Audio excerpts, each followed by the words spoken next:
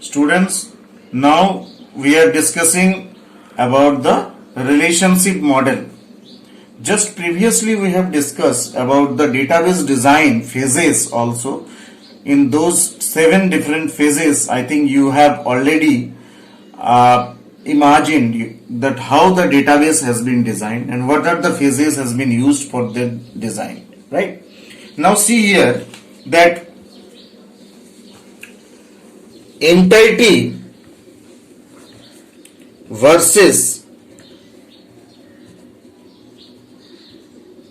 Relationship sets, मतलब entity का relationship sets में किस तरीके से वर्कआउट होता है, how the entities are related, those एक डायग्राम के थ्रू आपको मैं एक्सप्लेन करूंगा. Consider suppose a relationship.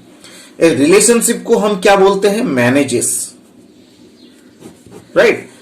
This one is the phrase word manages. Consider a relationship set called manages. Suppose that each department manager is given a discretionary budget, right? Means there is at most one employee managing a department. एक employee है A, एक department को manage कर रहा है, right? जो कि B department है. But a given employee could manage several departments. ये भी considerable है, right? कहने का मतलब A बी डिपार्टमेंट को मैनेज कर रहे हैं, बट उस एम्प्लॉय कुड मैनेज, अब चाहे तो वो बी को भी कर सकता है, चाहे वो सी को भी कर सकता है. We store the starting date of the budget and each manager department pair, right? Now we assume that a manager receives a separate discretionary budget for each department, right? See the diagram here कि how we can work this. See, here is an entity whose name is employee.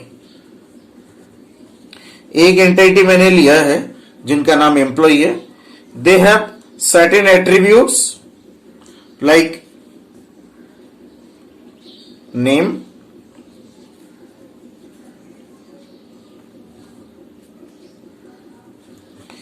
SSN.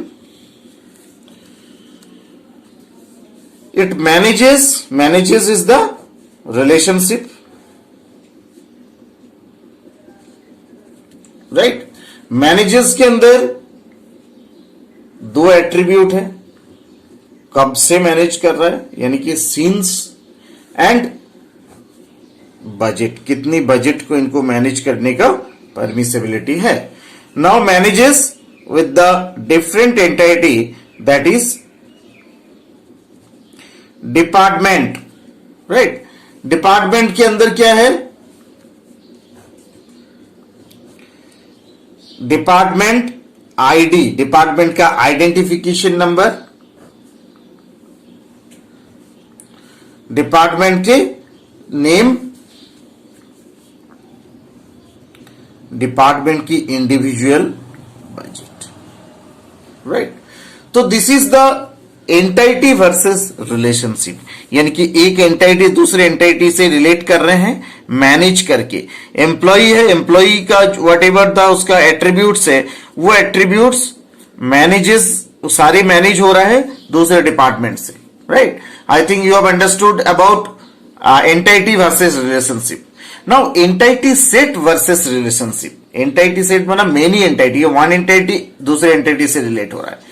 Now entity set versus relationship में कैसे होगा? Student, suppose again I am giving you a separate diagram like employ, okay, SSN number, name, okay, and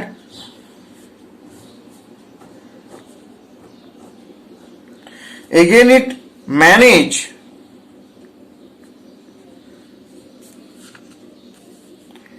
with the department.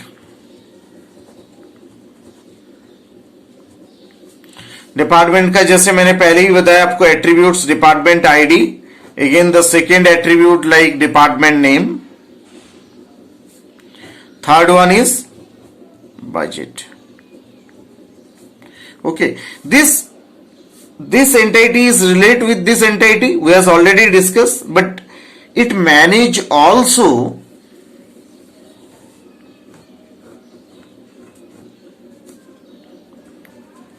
MGR-APTS, मैंने ये topic लिख दिया आपको, यानी कि मैनेजर जो है वो अपॉइंटमेंट्स पे डिपेंड करेगा, वो मैनेजर कब अपॉइंट हुए थे, उस मैनेजर जो मैनेज कर रहे हैं वो कौन कौन सा मैनेजर्स उसमें वर्क कर रहे हैं, वो उनकी सिंस, जो मैंने आपको सिंस या मैनेजर्स पे लिया था, अब मैनेजर के अपॉइंटमेंट्स पे होंगे और उनके budget, right and appointment number.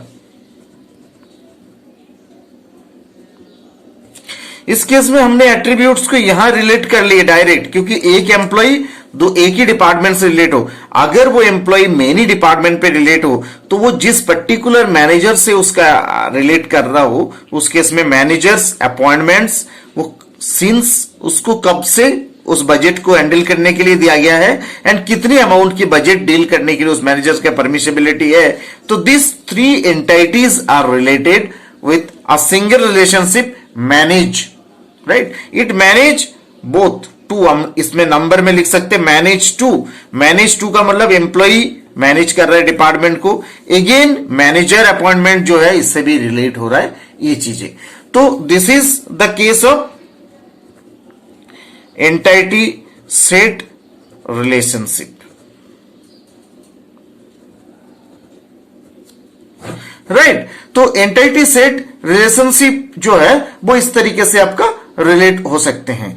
तो इस तरीके से आपको क्लियरिटी हो गया होगा स्टूडेंट कि how many entities will be related with different entities. So this is the diagram of entity versus relationship set. I think you have understood about the topic completely. If there is any query, you can ask me.